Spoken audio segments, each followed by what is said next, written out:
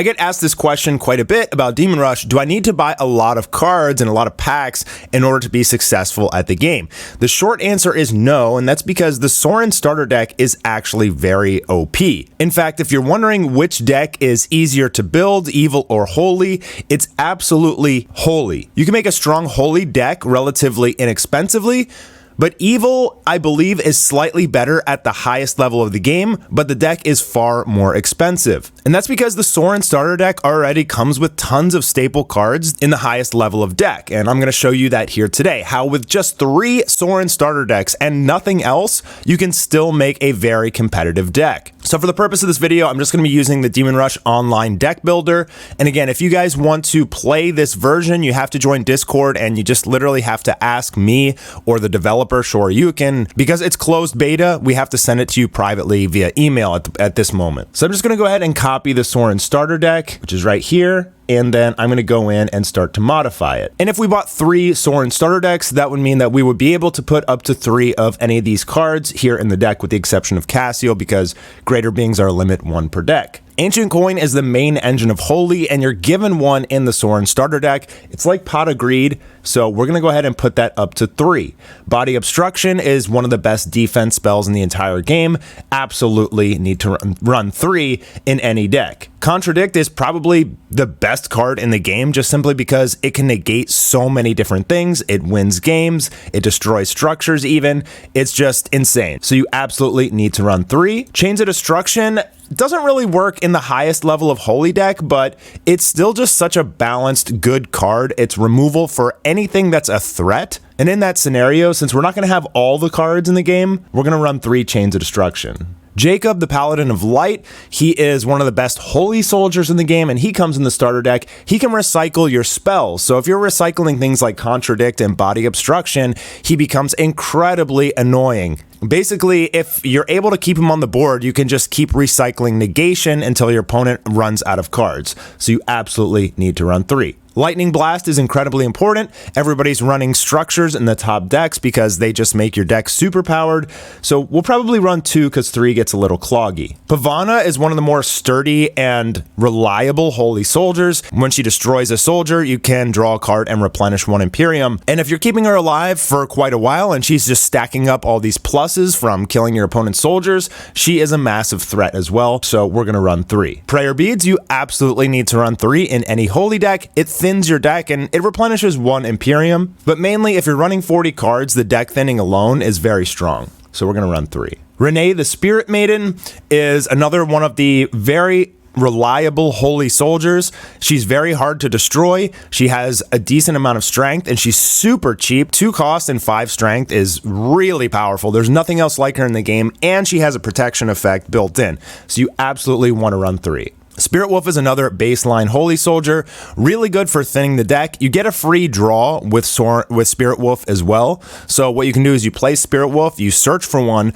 use Soren's effect, draw and discard the new one. So you just drew a free card, because then you can use your Spirit Wolf on the battlefield to resurrect the one that you just discarded, and that will let you search the 3rd one. Extremely powerful combo. Especially turn 1, you will end your turn with 7 cards in hand, you thinned your deck by 3, you drew a free card. And Wolf gets really powerful when you have both structures out, Church and Babel. Then all 3 wolves combined are 15 strength. So you can basically just kill your opponent with wolves, especially late game. So we're going to run 3 here. Okay, so now we can start taking out some of the cards that we don't really need so much. Augustus, the Holy General, he's a little lackluster. He works pretty well with Renee, just being able to like redirect attacks into Renee, and then she can prevent her destruction. But we're going to take him out. And in fact, I just saw that Blessed Cat is here. I'm going to up Blessed Cat to 3 as well. Blessed Cat can search itself, it can search Spirit Wolf, and it can search Jacob. It's just a very reliable searching card that protects you. It'll absorb damage, and then when it gets sent to the cemetery, you can search for a soldier that you really need. We'll keep the 1 Cassiel in here for just some kill power. I don't think we need the Cosmic Energy since we run 3 Chains of Destruction, which costs slightly more, but it can hit more targets and you can use it on your opponent's turn. But Cosmic Energy's best benefit is really just destroying C. Pasley and Arcog, but we also have chains for that, so we don't need it. We can keep the 1 Devout Monk in here. He's nice for some free replenishment, and also he can stop cards like Seance, Kolsu, and Dark Portal. just by simply discarding him for free. Exodus, we want to put this up to 3. This is one of the better defense cards in the game. Just a reminder that in the Soren starter deck, in the alpha version, it only costed 1, but we have since errated the card because it is extremely powerful. It's basically just gets rid of any major threat of a soldier, negates their effects, and stops them from attacking for a turn. So we definitely want to run 3. In fact, it's a mythical rare in beta, and it was a common in alpha. So take advantage of it. Just remember that it costs 3, not 1. Flaming Sword, we absolutely do not need equips in the Soren deck, so we're going to take that out. Forgotten Coin is incredibly strong. If we have any cards spots left over, I'm probably going to up this to 2 or even 3, because what Holy does is it recycles its spells and its soldiers. It's extremely resourceful, and this is one of the best cards for it. You use Soren, you draw a card, you discard Forgotten Coin, and then you get to add any soldier that's not a greater being from your cemetery to your hand. So it always gives you that chance to just refill your soldiers over and over again. So I'm actually going to put this to 2. We don't need Ghost Gun. We're not going to run equips. Golden Coin is the weakest coin in the set. We're not going to run that. Holy Water only works against evil, so we would side that, but we're not going to run it in the main deck. Law of Forbearance, we can keep this in for now. I might actually end up taking this out, but it's a little bit slow, but it stops your opponent from OTKing, and it can keep your Jacob and Pavana alive. So it's a pretty decent card, but I'm not 100% sure we need it. Leviathan's Hide, armor, it's on the weaker side. It'll make your Soren stronger and you'll take less damage, but it's just slow, and that's all it really does. We're actually going to take this out. Majestic Chimera, he's pretty good for like one-turn kill decks. He's pretty good if you run Pearl Hawk, but we don't run either of those, so we're going to take that out. Majestical Tiger of Legend is good if you run a replenish deck, but we're not, so we're going to take that out. Omaja is decent. You could keep this in if you want. He's a double attacker, but 4 strength is not that much.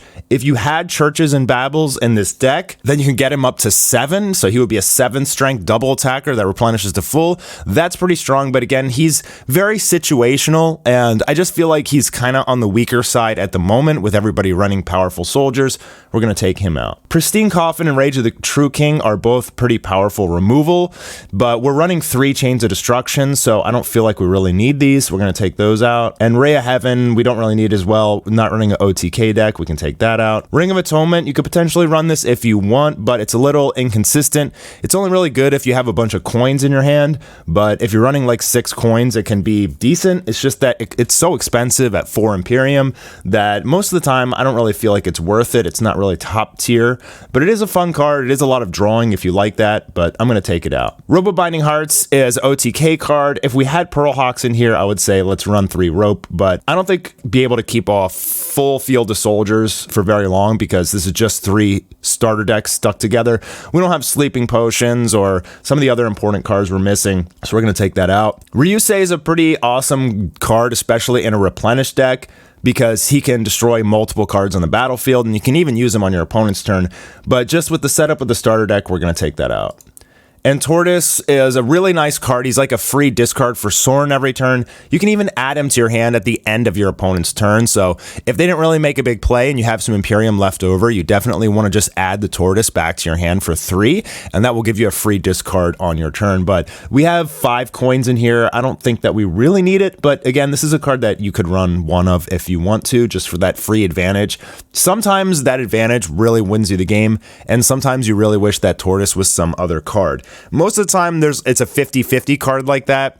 You probably don't want to run it. You really want to focus on running the cards that you always need. It's very important in Demon Rush. So we're going to take this out. 7 Trumpets, you could potentially run it because we don't have any structures in the starter deck, but it's expensive. And we're running 2 Lightning Blast, which is probably enough. And we can also recycle the Lightning Blast with Jacob, so we don't need this really. But we'll side deck it and take it out. Warhorse, we don't really need this. It's a Soren, but in a soldier. But we can always just use Soren to discard cards, so we don't need it. Waitstone is pretty good. We do run 3 Pravana, so it might actually be a good idea to run one of these. We'll see if we have room.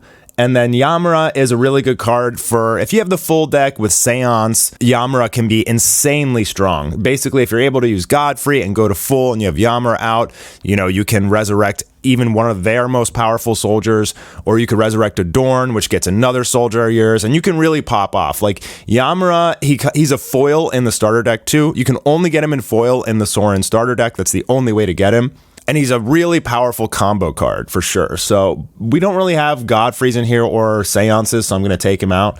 But don't sleep on Yamura. So this is 43 cards, which is pretty strong. I mean, I could take out Amulet and Candle and Waitstone and just be done.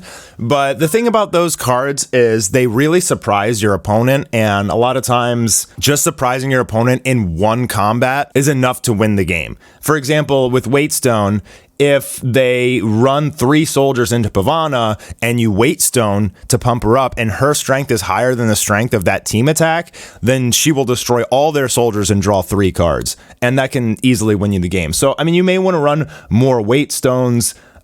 You may want to run more Candles. You may want to run none because they're a little bit more situational of cards. But as you can see, we're at 43 cards. We're almost down to 40. And the deck is looking very, very good. I'd probably take out this Devout Monk, maybe 1 Forgotten Coin just for consistency, and potentially the Amulet, just because you really need a coin in your hand or a Spirit Wolf, something free to discard to really make this card kind of broken. So we'll take out the Amulet, and boom, there. Now we have 40 cards. And this deck is competitive. I mean, you could just spend $60 and have a very competitive deck. And basically, all you really be missing is Adriel, obviously, 3 Church of Dominus. You really need to run 3 Church. The whole engine of the deck accelerates like twice as fast if you have Church of Dominus out, because all Holy Fighters and spells cost 1 less Imperium to play, which really allows you to just like go off with Holy. It's super important, and so your opponent is always going to be trying to destroy it, and that's why we really run 3. Tower of Babel is also important, as I was talking about before. All your Holy Fighters gain +2 strength, so if you have like an army of wolves out, they get really, really strong, and they can get over even a greater being just by having structures. So you'll definitely want 1 or 2 towers in your deck, and you'll need 3 sleeping potions as well. And I think that's all you're really missing, to be honest. I mean, it depends what you're trying to run. Godfrey is really good as well, if I can find him. So Godfrey's a very combo heavy card for Holy. Basically, you can discard a coin, replenish to full, and then draw a card and just OTK your opponent. He does get shut down a lot, but if you want like the 1-turn kill potential, you need to run Godfrey. And potentially Seance as well. Seance allows you to rally any soldier from your deck, but you can only play Seance when you have 3 soldiers. So you could play 3 Wolf, and then you could play Seance for Godfrey, get him, discard a coin, go to full, and then just keep going and going and going. And there's a lot of ways to play Holy, but this is a very consistently strong deck. And as you can see, there is a ton of defense in this deck. 3 Body, 3 Contradict, 3 Exodus, a Candle, 3 Chains, a Waitstone, Lightning Blasts, like Law of Forbearance. There's so much defense, which you really need to run in Demon Rush. Like, if you don't run a lot of defense in your deck, you're just going to get run over very, very easily. So in Demon Rush, there is a lot of 1-turn kill kind of decks and combos, but Stun is actually the most powerful. And I like it that way because it slows down the game state a lot, allowing players to make more critical decisions. Now, I've tried doing this with the Rush starter deck, but unfortunately it's impossible because you just need so many rare cards for the evil deck to pop off. You need 3 Apples, 3 Cipasleys, 3 Urzins, Kulsu, and the list goes on. But if you're just getting into the game and you want to be able to compete with powerful decks, this will put up a very good fight and still could potentially win.